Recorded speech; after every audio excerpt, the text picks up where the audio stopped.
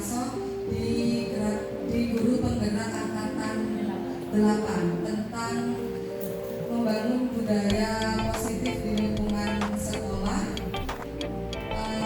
Tetapi sebelumnya mari kita buka kegiatan pada siang hari ini dengan bacaan Bismillah bersama-sama. Berikutnya adalah yang menyanyikan lagu Indonesia Raya. Mohon Bapak Ibu guru semuanya untuk berdiri.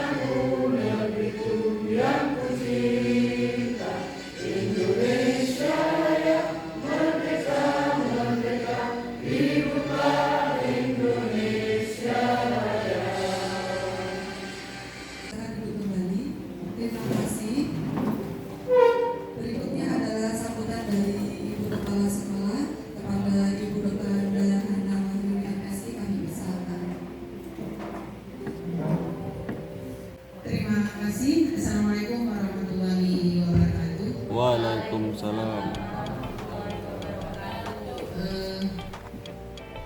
Terima kasih yang tak terhingga, yang tak putus-putus saya sampaikan kepada Bapak Ibu guru semua. Semoga kita senantiasa selalu diberi hidayah oleh Allah Subhanahu wa Ta'ala, diberi sehat, diberi rasa syukur yang tak henti-hentinya, karena tanpa hidayah dari Yang Maha Baik kita tidak akan mungkin diberi kemudahan, diberi kesehatan. Setiap saat kita selalu dalam keadaan berbahagia di dalam menjalankan tugas-tugas kita sehari-hari. Bapak Ibu yang saya hormati,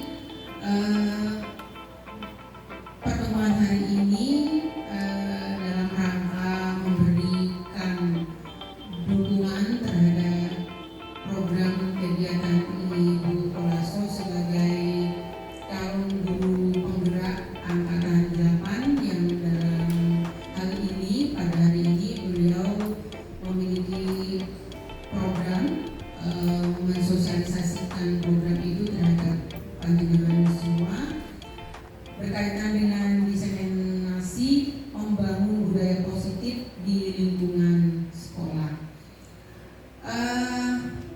Tentulah ilmu ini sangat bermanfaat buat kita semuanya.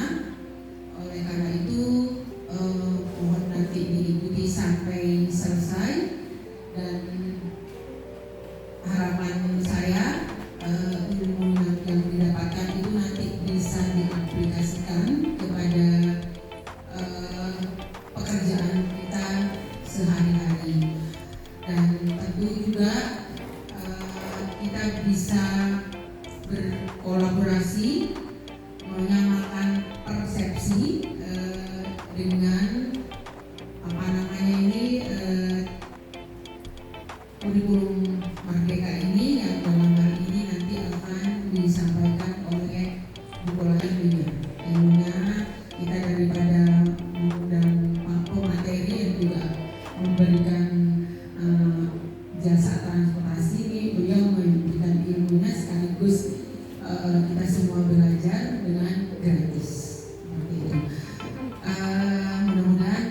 kita diberi kesabaran menunggu sampai selesai. Ya, Bapak Ibu.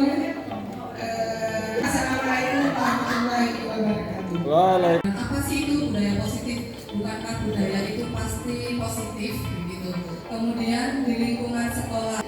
Jadi untuk lebih jelasnya nanti akan disampaikan oleh Bu Lasso selaku pemateri di diseminasi kali ini.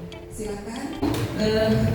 Sebelum kita lebih jauh, sudah tadi digambarkan sama Bu Indri restitusi segitiga, dan ada lagi tema-tema yang lainnya. Tentu ini sebagai belajar bersama. Saya pun tahapan belajar. Semuanya untuk menyempatkan waktunya hari ini sudah tidak kurang ya. Tapi saya kelihatan masih semangat banget. Masih semangat juga atas supportnya dan dukungannya. Positif di lingkungan sekolah. Berbicara dengan budaya positif tentu adalah nilai-nilai kebajikan, nilai-nilai universal yang harus kita angkat. Kurikulum merdeka bukan berarti merdeka segalanya, tetapi ada batasan apa yang harus kita berikan ke murid-murid. Nilai-nilai kebajikan apa, nilai-nilai universal seperti apa yang harus kita ungkapkan, kita berikan kepada siswa itu. Ada yang tahu Bapak Ibu nilai kebajikan seperti apa? Harus seperti apa impian murid kita? Kalau di kelas tadi ya di 7A saya menggali kelas impian kalian apa? Begitu juga kita juga sebagai guru punya hak. Murid seperti apa murid impian kita? Generasi seperti apa yang harus kita lahirkan, kita ciptakan? Itu yang harus terbangun di mindset kita. Apa yang menjadi target dari pembelajaran ini? Budaya positif seperti jujur, yang itu gitu. Kemudian bersikap jujur. Kemudian apalagi ada yang tahu? Apa menjadikan tanggung jawab. Ada lagi disiplin. Bu Ani nih yang disiplin. Bu Ani, waduh kelihatan Bu Ani. Anak-anak sudah tahu harus disiplin. Tadi yang nilai-nilai yang tadi itu harus kita terapkan, kita wujudkan, dimulai dari kelas nantinya. Kemudian akan menjadi keyakinan sekolah bersama. Mengingat keyakinan sekolah, ya tadi Bu Indri sudah bilang, kesepakatan sekolah menjadi sebuah keyakinan. Keyakinan sekolah itu secara bersama dari tiga pilar pendidikan. Ada guru, ada murid dan orang tua. Apakah Bapak Ibu setuju? Satu, bila pemberian hukuman dapat mendisiplinkan siswa. Setuju apa? Tidak. Tidak setuju guru BK. Tidak setuju. Pak Mus setuju tidak? Bila hukuman dapat mendisiplinkan siswa. Setuju. Oke. Kemudian yang kedua, pemberian hadiah meningkatkan prestasi siswa. Apa kita setuju? Pak Farid nggak setuju, berarti habis semuanya. Bagus. Ada yang setuju. Kemudian yang ketiga, guru harus mampu memberikan solusi untuk siswa yang bermasalah. Setuju apa tidak? Setuju. Semua ya. Yang keempat, guru berperan sebagai teman. Setuju? Ada yang tidak setuju? Nah, Pak Arizan kurang setuju. Nanti apapun nanti itu kita bukan mencari salah benar, tapi kita memberi pemahaman kepada diri kita. Nanti jawaban-jawaban itu kita bahas di pembahasan selanjutnya. Lanjut. Apa itu budaya positif? Perwujudan dari nilai-nilai keyakinan universal yang diterapkan di sekolah. Jadi kita harus punya mindset, punya pemikiran bahwa kita harus punya budaya positif sebagai perwujudan nilai-nilai keyakinan universal yang diterapkan di sekolah. Selanjutnya, konsep intinya untuk menciptakan budaya positif, pertama disiplin positif. Yang kedua, motivasi perilaku manusia. Yang ketiga, keyakinan kelas. Keempat, kebutuhan dasar manusia. Kelima, posisi kontrol seorang guru. Keenam, segitiga restitusi. Kira-kira dari 6 ini yang Bapak Ibu tertarik dari tema-tema ini, disiplin positif, kemudian motivasi perilaku manusia, keyakinan kelas, kebutuhan dasar manusia, posisi kontrol,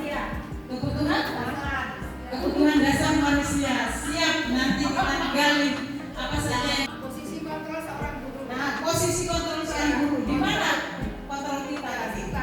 Kontrol dunia supaya suaranya itu dimengerti. Kita di posisi mana sebagai guru? Lanjut. Ada yang lagi yang posisi di apa? Di tema apa? Restitusi sudah? Faham Bapak Ibu? Definisi perilaku manusia. Oh, perilaku Segitiga. restitusi. Lanjut, Mas Anas.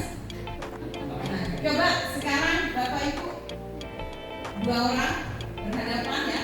Yang satu tolong pegang seakan-akan di tangan jenengan itu ada benda yang bentar, ya.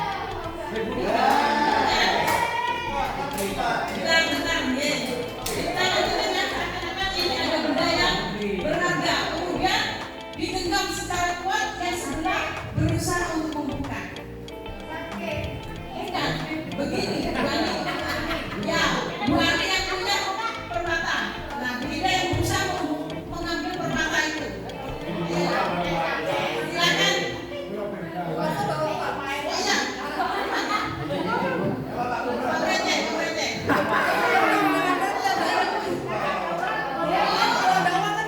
Oh iya.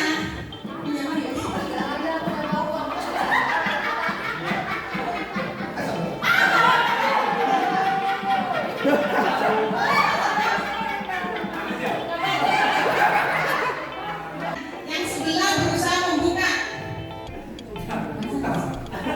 Gini, ayo ke sini. Udah Pak Bu Ayun. Ayo, Bu Ayun. Berusaha dibuka. Udah.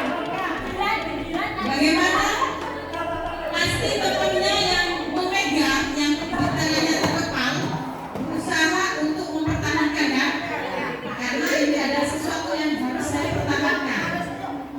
Ya, begitu juga yang mau membuka kepala kita juga berusaha bagaimana caranya ini terbuka.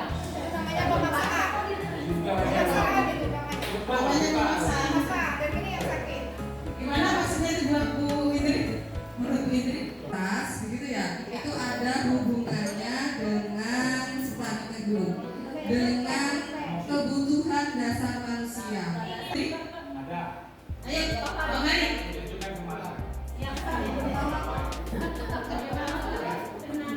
Ini yang arah non. Kayak Ya, lanjut. itu ada kontrol diri dari diri kita. Pergeseran paradigma tentang teori kontrol. Yang pertama, ilusi guru ingin mengontrol murid. Kita punya bayangan bahwa kita layak mengontrol murid, padahal murid tidak perlu dikontrol karena ada kontrol diri. Itu ilusi, sebenarnya guru yang berilusi saya harus yang mengontrol murid itu, padahal itu tidak. Mereka sudah punya sadar diri. Ketika mereka melakukan tugas dari jenengan, ada PR, itu adalah kontrol diri. Ya, kemudian ilusi bahwa semua penguatan positif, efektif dan bermanfaat. Dianggap bahwa penguatan positif itu bisa efektif. Kemudian ilusi bahwa kritik dan membuat orang merasa bersalah dapat menguatkan karakter. Kita kalau membuat siswa itu merasa bersalah berarti sudah sukses. Nah, padahal kesalahan itu harus timbulnya dari diri sendiri. Kemudian ilusi bahwa orang dewasa memiliki hak untuk memaksa. Kita menganggap murid harus, kita menganggap kita orang dewasa kan, padahal mereka juga bisa menentukan apa yang dirasakan. Lanjut. Stimulus. Bagaimana seseorang bisa berubah dari paradigma stimulus respon kepada pendekatan teori kontrol. Realitas atau kebutuhan kita sama, itu tentang stimulus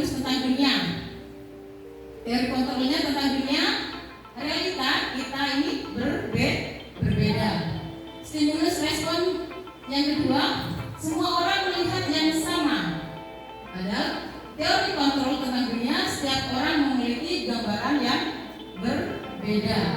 Kita mencoba mengubah orang agar berpandangan sama dengan kita. Itu kemauan kita kan?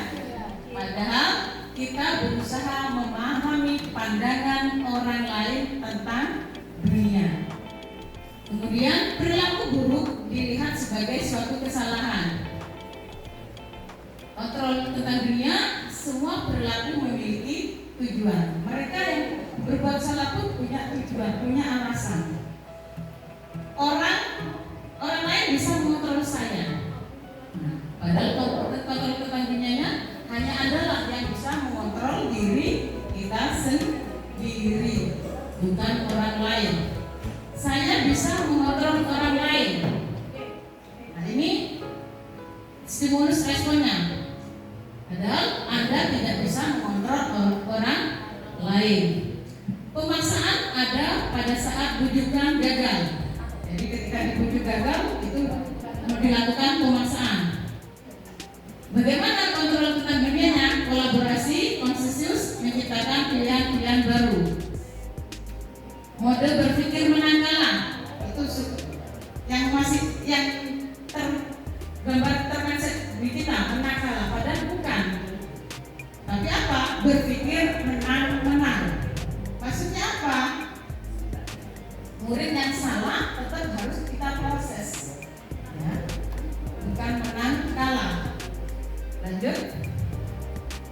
Disiplin positif. Kita pada disiplin positif. Nah, disiplin positif merupakan salah satu cara penerapan disiplin yang bertujuan menumbuhkan kesadaran serta memberdayakan anak untuk melakukan sesuatu tanpa sogokan. Kenapa? Sogokan apa? Hadiah itu tidak efektif, hanya jangka pendek mungkin bisa, tapi jangka panjang Bapak Ibu nggak mungkin kan mau memberi terus. Tak mau bakso, sampai itu nanti uang kita. Apa? Mereka tetap akan kembali pada karakter semula. Ancaman, hukuman. Lanjut. Nilai-nilai kebajikan. Tentunya dari kedisiplinan itu berarah kepada nilai-nilai kebajikan universal. Apa? Profil pelajar Pancasila. Ada berapa? Ada beriman, bertakwa kepada Tuhan Yang Maha Esa, berakhlak mulia, berkebinekaan global, bergotong royong, kreatif, bernalar kritis, dan mandiri. Pelajar Pancasila beriman dan bertakwa pada Tuhan Yang Esa dan berakhlak mulia, berkebinekaan global, gotong royong mandiri, kreatif dan bernalar kritis. Terima kasih disiplin. Lanjut next. Jadi itu tadi tujuannya profil pelajar Pancasila dari disiplin positif itu. Motivasi perilaku manusia. Kira-kira kita pada posisi mana? Yang pertama, motivasinya apakah untuk menghindari ketidaknyamanan atau hukuman, atau untuk mendapatkan imbalan dan penghargaan orang lain. Untuk yang ketiga, untuk menjadi orang yang mereka inginkan atau menghargai diri sendiri dengan nilai-nilai kebajikan. Yang ketiga, idealnya seperti itu, ya. Posisi kita di mana? Apa karena untuk menghindari ketidaknyamanan atau hukuman? Tadi Bu Fitri ngomong, pakai helm itu apa karena menghindari ketidaknyamanan atau hukuman? Atau memang kita di posisi ini untuk menjadi orang yang mereka inginkan dan menghargai diri sendiri dengan nilai-nilai. Pakai masker itu karena faktor ketidaknyamanan apa memang apa kesadaran diri sendiri atau menghargai orang lain? Kesadaran, alhamdulillah kayak gitu. Berarti 12-11 sudah kita semua nih. Menghargai orang lain. Kita pun saya pun bisa di posisi sini, bisa juga kadang di sini, karena kita manusiawi ya, stabil. Nah, lanjut. Hukuman atau konsekuensi atau restitusi. Sesuatu yang menyakitkan harus terjadi. Ini ya, hukuman apa? Ya. Kemudian konsekuensi, sesuatu yang harus terjadi. Kalau restitusi merupakan pilihan. Restitusi. Tiba-tiba ya, tidak diharapkan dan sangat melukai ini hukuman. Konsekuensinya sudah diketahui dan masuk akal. Restitusinya berupa undangan untuk mengadakan restitusi. Lanjut Pak. Berdasarkan bagian di atas, berikut adalah penjelasan tentang hukuman, konsekuensi, dan restitusi. Hukuman adalah tidak terencana, bersifat satu arah. Kalau itu hukuman satu arah kan? Kalau kita marah, sebuah hukuman. Nah, kemudian bisa berupa hukuman fisik, psikis, atau kata-kata kasar. Konsekuensi bersifat terencana, sudah disepakati. Bentuk-bentuk konsekuensinya dibuat oleh pihak guru. Kalau peraturan kan guru yang bikin. Sedangkan restitusi proses menciptakan kondisi bagi murid untuk memperbaiki kesalahan mereka. Bagaimana restitusi nanti ada videonya kita bahas. Nah, sehingga mereka bisa kembali pada kelompok mereka dengan karakter yang lebih kuat. Lanjut. Konsekuensi apa hukuman? Monggo Bapak Ibu. Mencatat 100 kali di dalam buku kalimat. Saya tidak akan terlambat lagi karena datang terlambat ke sekolah. Konsekuensi apa hukuman? Konsekuensi? Bisa konsekuensi ya? Apa ada aturan? Ya. Mencatat 100 kali di dalam buku kalimat. Saya tidak akan terlambat lagi. Konsekuensi. Ada yang lain? Hukuman apa konsekuensi? Itu pernyataan dari anak itu sendiri. Iya. Saya tidak akan. Berarti konsekuensi. Lari mengelilingi lapangan basket 2 kali, terlambat hadir di sekolah. Hukuman? Hukuman? Apa konsekuensi? Hukuman. Baik. Membersihkan coretan yang dibuat di meja tulis. Konsekuensi. Murid diminta untuk push up 15 kali karena tidak menggunakan masker. Hukuman. Berdiri di depan kelas sambil mengangkat kaki satu karena tidak bisa menjawab pertanyaan. Hukuman. Membersihkan tumpahan air di meja tulis karena tersenggol pada saat pembelajaran. Konsekuensi. Dihukum dengan penghargaan. Jadi Bapak Ibu, kita ketika memberikan suatu penghargaan yang ranking 1 dikasih hadiah, itu termasuk hukuman oleh penghargaan. Kenapa? Karena yang tidak ranking itu akan merasa ranking 2 sudah ranking, sudah berusaha. Kenapa saya tidak diberi hadiah juga? Nah, jadi pengaruhnya bagaimana? Pengaruh jangka pendek dan jangka panjang ini tidak efektif. Ya, maka penghargaan itu tidak efektif. Kenapa? Bukan nilai kebajikan yang dia terima, tetapi apa? Hanya sesaat itu. Ketika dia ada masalah, ketika kita kasih penghargaan, itu akan kembali. Penghargaan merusak hubungan. Jadi yang nggak dapat akhirnya ada perasaan cemburu. Kemudian penghargaan mengurangi ketepatan. Penghargaan menurunkan kualitas. Yang tadinya semangat ketika ada masalah bisa menurunkan juga kualitas belajarnya. Mematikan kreativitas. Penghargaan itu menghukum. Ya, yang tadi itu juga menghukum buat yang sudah berusaha tetapi tidak berhasil. Kenapa? Pendidikan itu bukan kompetisi, bukan perlombaan, tetapi mereka adalah bagian dari proses. Yang terakhir, motivasi diri dalam diri sendiri. Itu yang memang dibutuhkan. Sekarang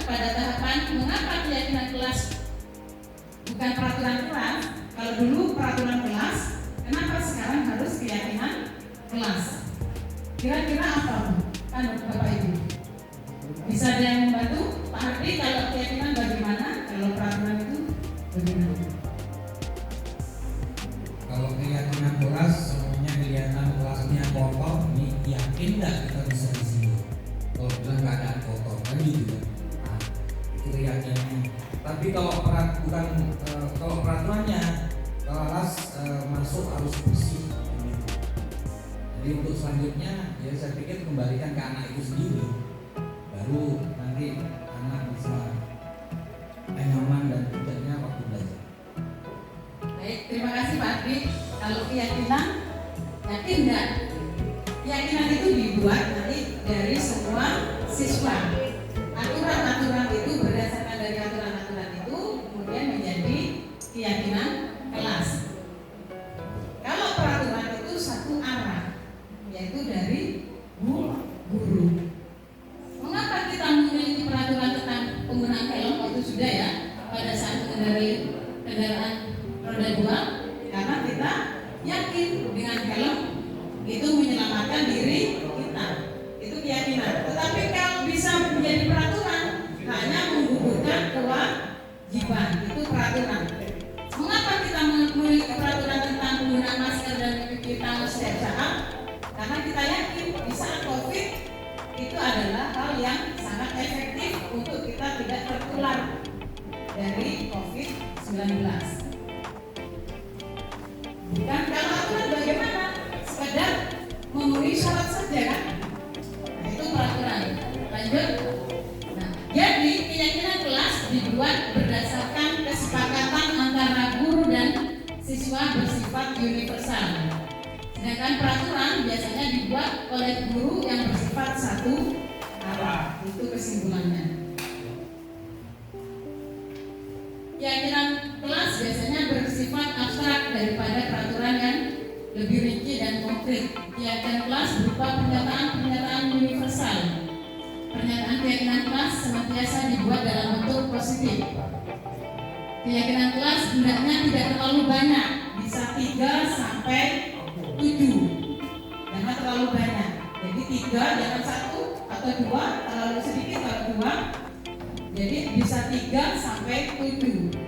Kemudian keyakinan kelas sebaiknya sesuatu yang didapat diterapkan di lingkungan tersebut. Jadi idenya dari mereka, dari murid, dan kemudian diterapkan oleh murid sendiri. Kemudian semua warga kelas hendaknya ikut berkontribusi dalam pembuatan keyakinan kelas lewat kegiatan curah pendapat. Bersedia meninjau kembali keyakinan kelas dari waktu ke waktu. Jadi tidak di kelas 1 itu terus keyakinannya, ketika ada perubahan di semester selanjutnya bisa diubah lagi sesuai kesepakatan di kelas. Prosedurnya bagaimana untuk membuat keyakinan kelas? Pertama, kita mempersilakan warga kelas itu, ya, murid-muridnya untuk memberikan pendapat, ide-idenya, menuliskan apa yang diinginkan di kelas ini. Proses keyakinan kelas nanti bisa diterapkan di kelas-kelas masing-masing ya Bapak Ibu. Mungkin mulai besok kita buat keyakinan kelas. Kemudian mencatat semua masukan para murid atau warga di papan tulis. Bisa pakai kertas. Nah, kertas ini proses pembuatan keyakinan kelas, ide-idenya. Setelah itu, setelah keyakinan kelas sudah sesuai dengan pembentukan keyakinan kelas, gantilah kalimat negatif menjadi kalimat positif. Misalnya tidak membuang sampah pada tempatnya, kata tidak dihilangkan menjadi buanglah sampah pada tempatnya.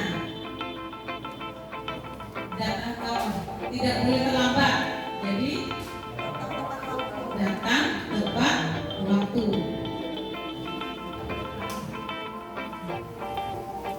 Kemudian tinjaukan setelah itu, setelah menjadi kalimat positif, ditinjau kembali daftar curah pendapat yang sudah dicatat, kemudian dipilah-pilah yang mana yang sama-sama. Nah, itu menjadi sebuah keyakinan kelas. Kemudian siswa sendiri kita ajak untuk berperan untuk menjadi kalimat positif. Setelah ditinjau ulang menjadi sebuah kalimat positif, menjadi keyakinan kelas. Nah, setelah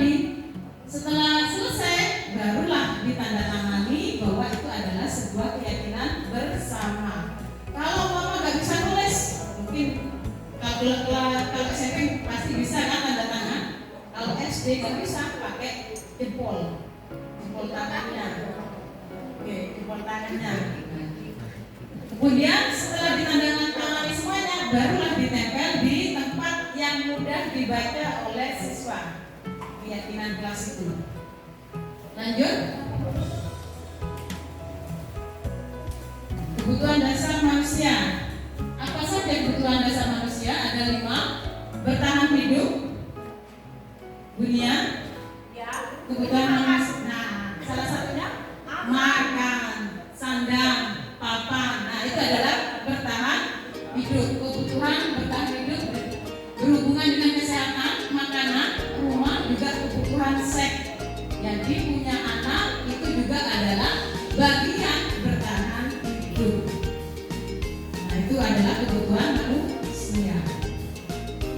Kemudian cinta kasih dan sayang, yaitu diterima.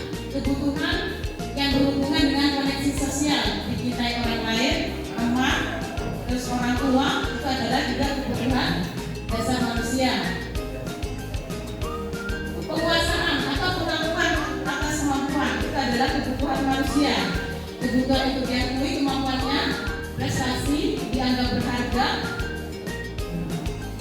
Ini juga merupakan kebutuhan dasar manusia.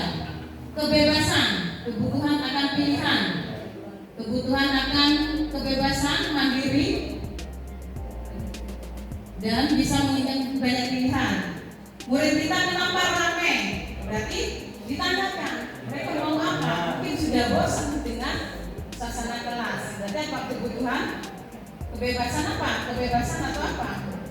Anak-anak untuk senang. Anak-anak pengen ke kantin. Berarti kebutuhan apa? Tahan, ya. Jadi perut, ya, bertahan hidup. Yang tadi kesenangan, kebutuhan untuk mencari kesenangan, bermain dan bertertawa. Nah, itu adalah kesenangan. Kelasnya ramai, itu kan kebutuhan kesenangan. Lanjut. Dunia berkualitas Anda saat ini adalah siapakah orang-orang yang paling penting dalam hidup Anda? Orang tua. Siapa lagi? Suami, anak. Nilai-nilai kebajikan apa yang terpenting dalam hidup Anda? Kira-kira apa?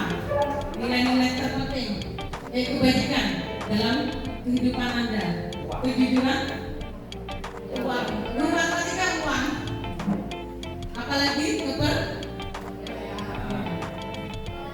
toleransi, rasa nyaman, kayak gitu. Itu adalah dunia berkualitas.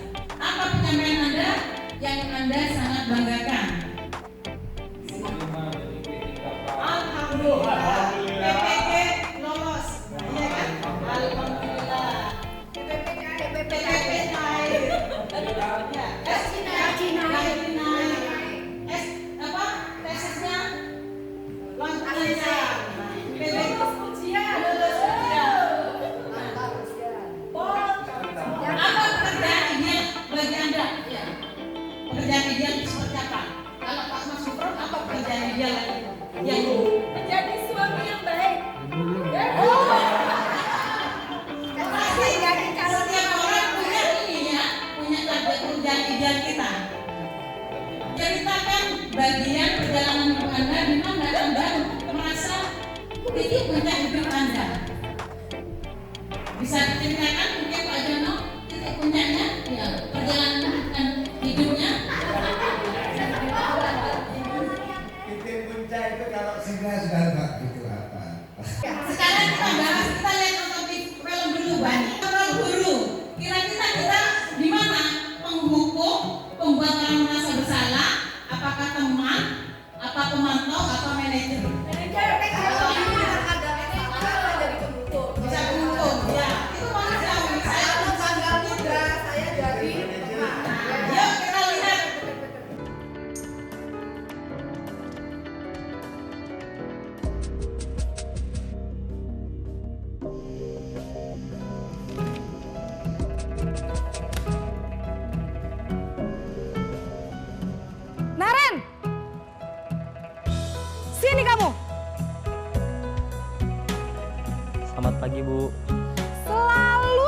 terlambat. Kamu deh, pasti terlambat. Maaf Bu, saya... Apa? Apa coba? Alasan kamu apa lagi? Kapan sih kamu tidak terlambat? Malas sekali ya kamu jadi anak. Saya... Dasar pemalas. Gak kapok-kapok sih kamu. Sudah berapa kali terlambat? Sana, kamu keliling lapangan basket 2 kali. Kenapa saya harus keliling lapangan basket, Bu? Kenapa? Kamu mau lawan ibu? Berani-beraninya jawab. Sudah terlambat, masih berani jawab pula. Sekarang, keliling lapangan basket 5 kali sekalian. Biar kapok. Cepat, pergi sana ke lapangan basket. Posit.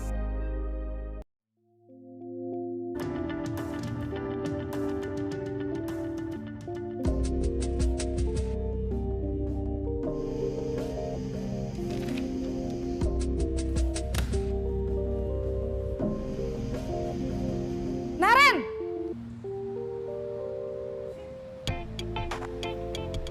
Selamat pagi, Bu.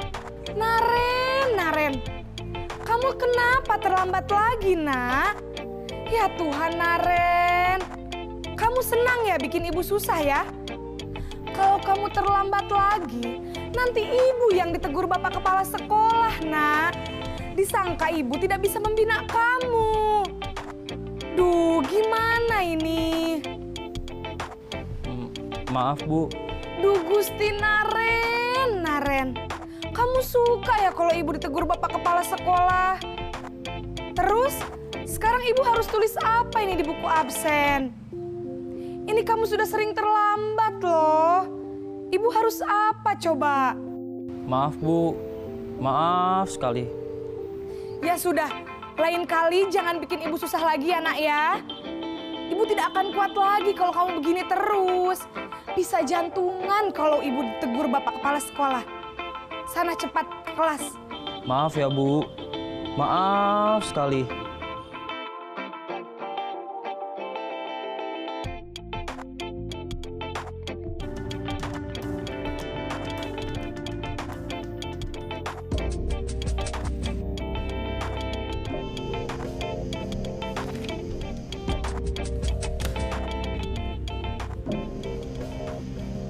Naren!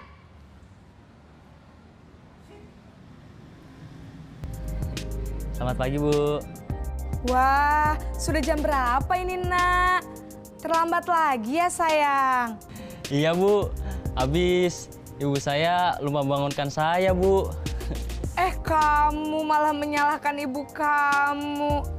Kamu bukannya anak yang larinya paling kenceng. Kok terlambat sih? Iya, Bu. Saya memang terlambat bangun tadi. Jadi, biarpun saya lari kencang, tetap gak kekejar, Bu. Ya sudah sana. Nanti lain kali larinya lebih kenceng lagi ya. Biar gak terlambat lagi. Bikin seneng ibu. Demi ibu. Bisa kan? Bisa lah, Bu. Ya sudah sana masuk kelas. Ibu beresin urusan absen kamu. Kamu ini ada-ada saja.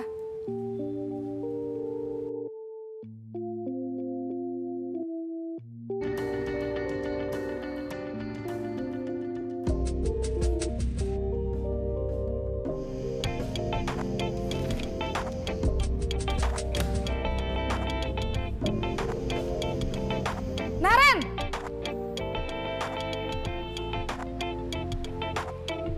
Selamat pagi, Bu. Naren, apa peraturan sekolah kita tentang jam berapa kita harus masuk sekolah, nak? Kita harus di sekolah jam 7, Bu. Iya, betul. Sekarang sudah jam 7.20. Naren sudah tahu konsekuensinya jika terlambat hadir. Paham, Bu. Saya harus tinggal kelas pas jam istirahat selama 20 menit. Iya, benar. Konsekuensinya demikian. Jadi nanti jam 9.30 pas istirahat, kamu harus tinggal di kelas, kerjakan tugas tambahan untuk ketertinggalan kamu, ya? Baik, Bu.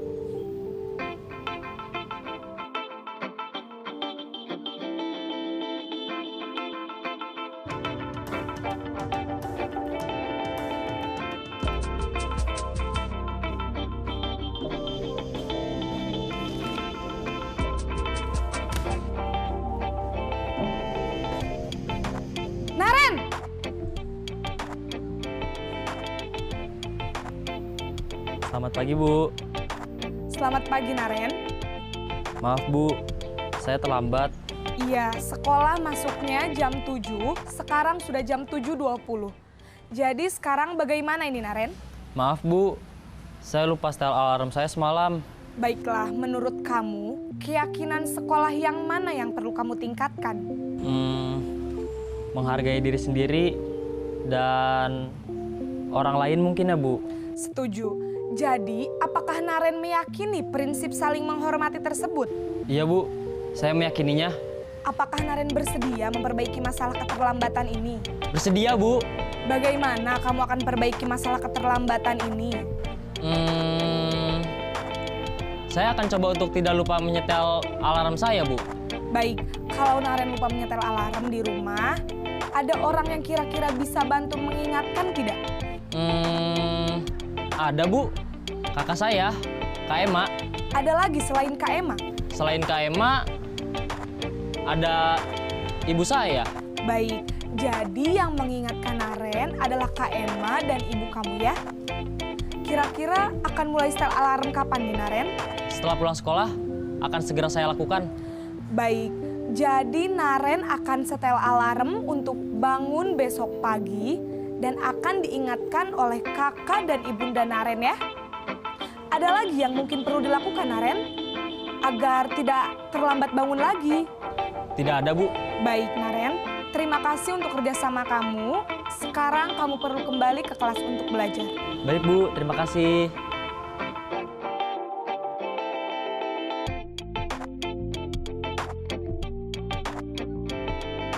Restitusi ini adalah ilmu konseling, tapi harus kita pelajari juga bagaimana agar kita bisa menghadapi murid yang membutuhkan penyelesaian masalahnya.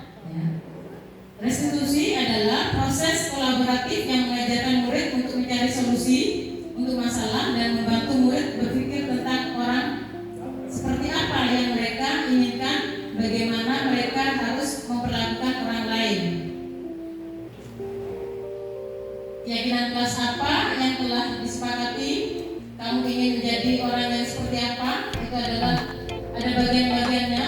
Pertama, menstabilkan identitas, kemudian validasi tindakan salah. Setelah itu menanyakan keyakinannya.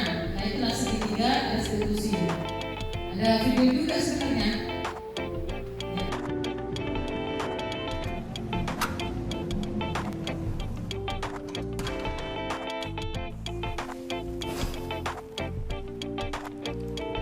Siang, Sarah. Siang, Pak. Sudah lama nggak ketemu Sarah. Kenapa hari ini ada di sini? Kesel, Pak. Kesel banget. Masa aku dikatain tukang fitnah, Pak? Ya aku marah lah. Aku balik ngatain Eka di depan kelas. Kesel banget. Oh, begitu. Ya pasti kamu marah dan kesal. Bapak juga akan marah apabila ada yang menuduh Bapak seperti itu. Kemudian, pada saat itu, kamu mau melakukan apa? Ya saya langsung ngatain Eka lah, Pak. Kesel banget. Saya bentak-bentak dia depan teman-teman lain. Oh, begitu. Pasti kamu melakukan seperti itu karena suatu alasan tertentu, bukan? Iyalah, masa saya diam saja, Pak? Ya saya bela diri lah. Masa saya dituduh tukang fitnah? Ya wajarlah. Mempertahankan harga diri itu sesuatu yang penting buat kamu. Untung kamu tidak bertindak lebih gegabah lagi. Hanya membentak-bentak. Iya, Pak. Untung saya masih bersabar dan hanya membentak saja. Sudah gemes padahal. Saya pasti bela diri lah. Ya pasti ya. Tapi kamu memilih untuk tetap bertahan dan bersabar. Kamu memilih untuk tidak berbuat lebih parah lagi, bukan?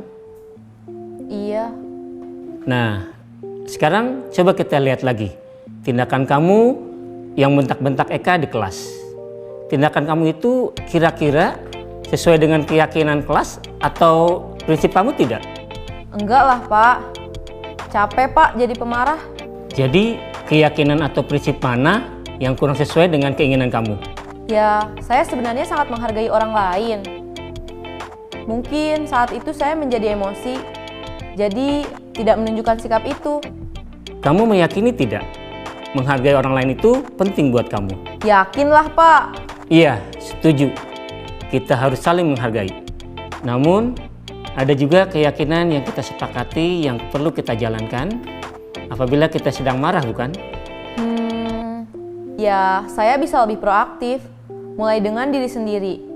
Saya bisa jadi lebih bersabar, mengambil waktu jeda untuk berpikir mau apa selanjutnya. Kira-kira kamu bersedia memperbaiki masalah ini tidak? Bersedia, Pak. Kalau kamu memperbaiki masalah ini, kamu akan menjadi orang seperti apa? Saya akan menjadi orang yang bertanggung jawab kali ya, Pak. Dan senantiasa proaktif. Iya, menurut kamu bagaimana rasanya menjadi orang seperti itu? Ya nyaman lah, bangga bisa bersabar dan menahan diri. Baiklah kalau begitu. Yuk kita pikirkan bagaimana memperbaiki masalah ini.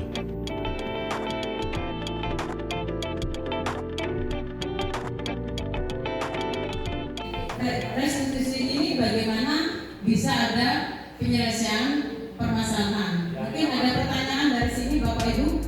Restitusi tadi itu adalah penyelesaian masalah secara bersama-sama dengan murid, antara guru dengan murid. Bagaimana permasalahannya itu bisa diselesaikan secara bersama-sama. Ada lagi pertanyaan yang lain? Sudah? Itu saja dari saya tentang budaya positif ini. Bagaimana kita dapat mengimplementasikan di kelas, membuat keyakinan kelas, dan ketika kita menyelesaikan masalah terhadap anak bukan sebagai penghukum, tetapi apa? Harapannya yang ideal adalah manajer, bukan manajer perusahaan kayak gitu. Bayangannya bukan seperti itu. Siapa manajer? Yaitu sebagai kita netral, bukan menghakimi atau menjudge anak. Bagaimana anak itu bisa mencari solusi terhadap solusi sendiri terhadap kita bantu terhadap permasalahannya itu punya jalan keluarnya. Sudah? Tidak ada lagi? Saya kembalikan kepada Bu Indri sebagai moderator. Terima kasih dari saya. Assalamualaikum warahmatullahi wabarakatuh. Baik, Bu Lakso, terima kasih untuk pemaparan Bapak Ibu. Karena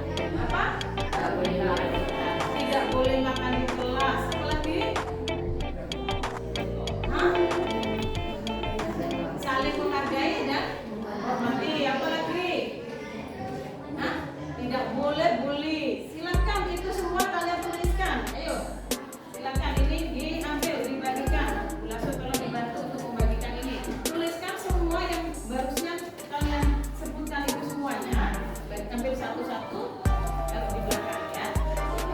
Silakan ambil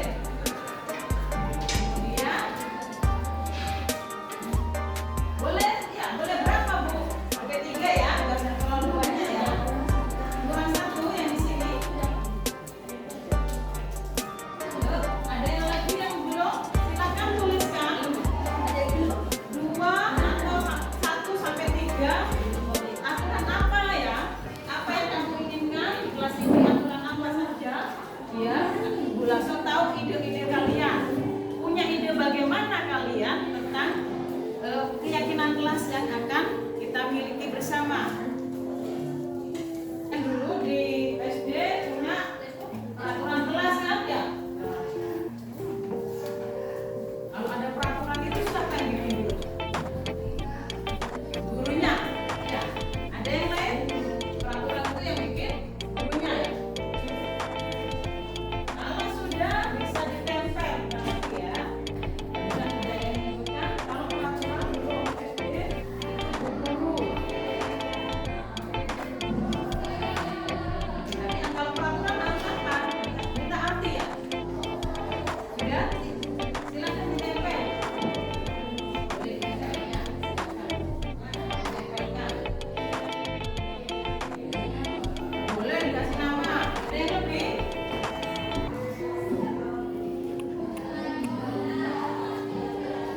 Depan. Yuk. Apa ide-idenya tentang kelas ini? Keyakinan apa yang akan kita sepakati secara bersama-sama?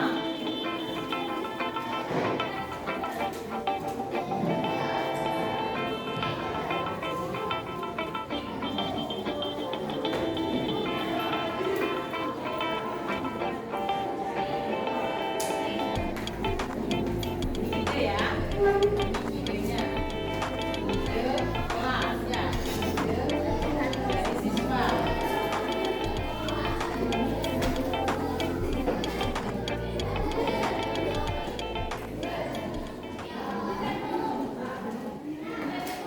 Yuk, silakan. Tempel.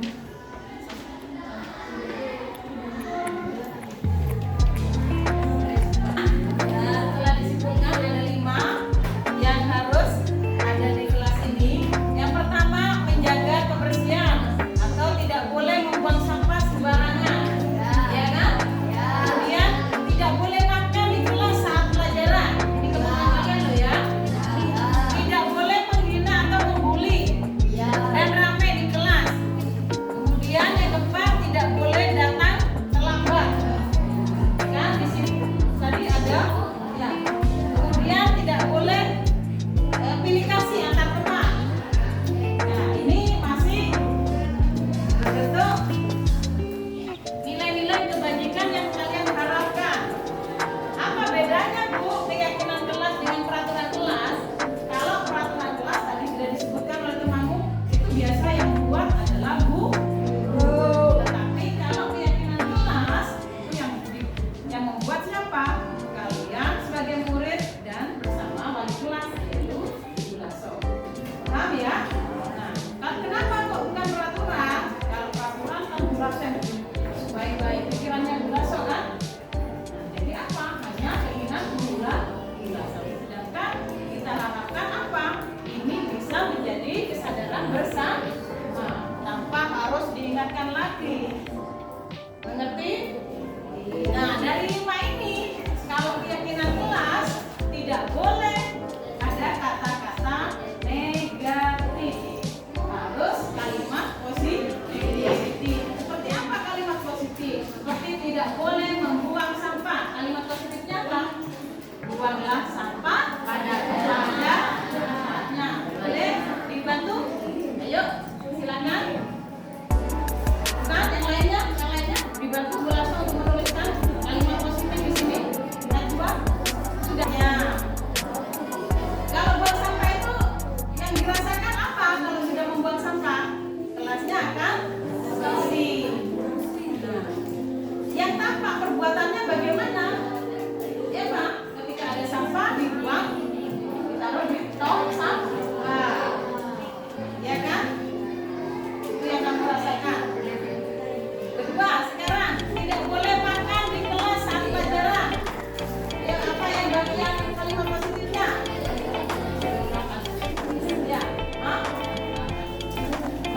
Ya, tidak boleh ya makan saat pelajaran. Gimana kalimat positifnya? Makan dan minum meminta izin ke guru. Makan dan minum saat istirahat. Ya, saat istirahat. Makan dan minum saat istirahat.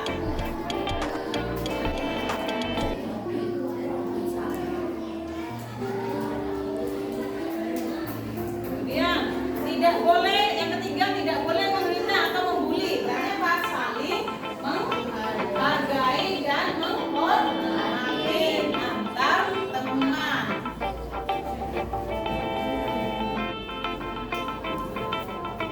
Mbak, apa? Datang tepat waktu, yang tepat datang tepat waktu. Tapi dikasih antar teman. Bagaimana? Saling apa? Hidup saling rukun dan kasih sayang. Sudah itu saja cukup 5 ini bisa dipraktekkan.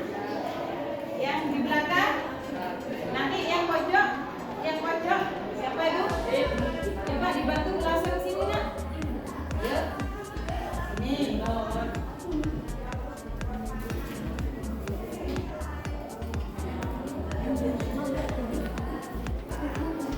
Yuk, saling coba sekarang kamu bahas ini. Kalimat positifnya yang satu. Kalimat positif 1. Buanglah sampah pada tempatnya. Terus? Ya. Makan dan minum saat istirahat.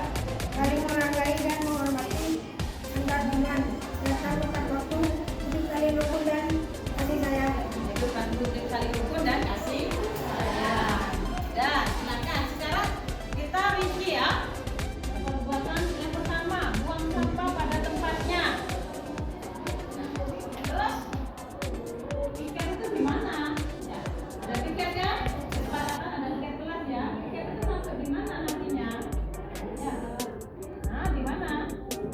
Jagalah kebersihan. Nah, buang sampah pada tempatnya, jaga kebersihan dan buang sampah pada jagalah kebersihan. Apa cukup itu? Yang buang sampah apa diperbaiki? Lebih enak mana? Jaga kebersihan apa buang sampah pada tempatnya? Jagalah kebersihan. Kalau kenapa kok kebersihan? Karena bisa mencakup buang sampah juga di ya kita perbaiki ya, kita tinjau ulang ya. jagalah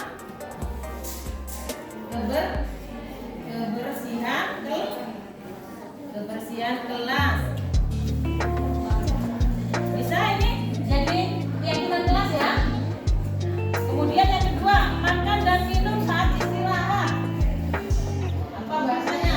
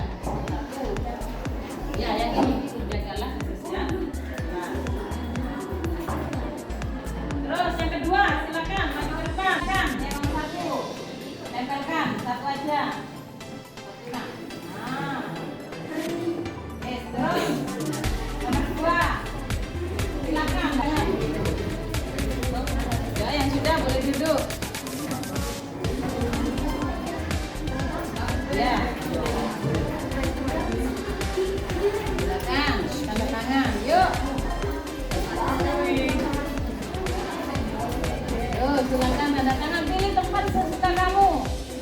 Nah, yuk.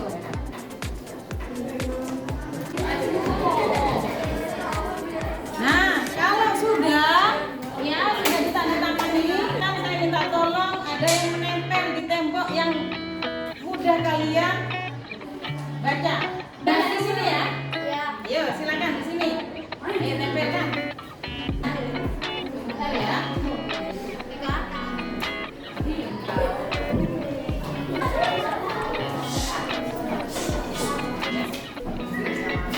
Silakan, sudah kita sepakati bersama ya keyakinan kelas ini ya. Jadi tinggal kita mempraktekkan dalam kehidupan sehari-hari. Kalau datang terlambat bagaimana? Berarti apa? Tidak mematuhi terhadap keyakinan kelas yang dibuat secara bersama. Ya, sikap kita tidak sesuai apa yang menjadi keyakinan kelas. Bisa kita praktekkan? Mulai kapan? Mulai hari ini. Lebih cepat, lebih baik. Baik anak-anak, itu saja keyakinan kelas yang sudah kita buat. Semoga kalian menjadi anak yang hebat. Berbakti kepada orang tua. Sayang sama guru. Cinta negara ini. Agamanya juga. Bagaimanapun kalian adalah generasi yang akan datang. Sekian dulu dari Bu Lasso. Saya akhiri dengan ucapan berdoa bersama-sama.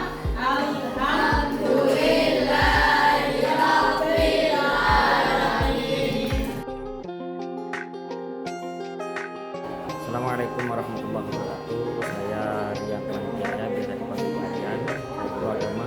Setelah mengikuti kegiatan pada siang hari ini, alhamdulillah saya dapat memahami bagaimana cara bertindak dengan anak-anak, cara bergaul dengan anak-anak. Saya juga bisa memahami bagaimana cara memanage, bagaimana caranya menegur anak-anak dengan cara yang baik.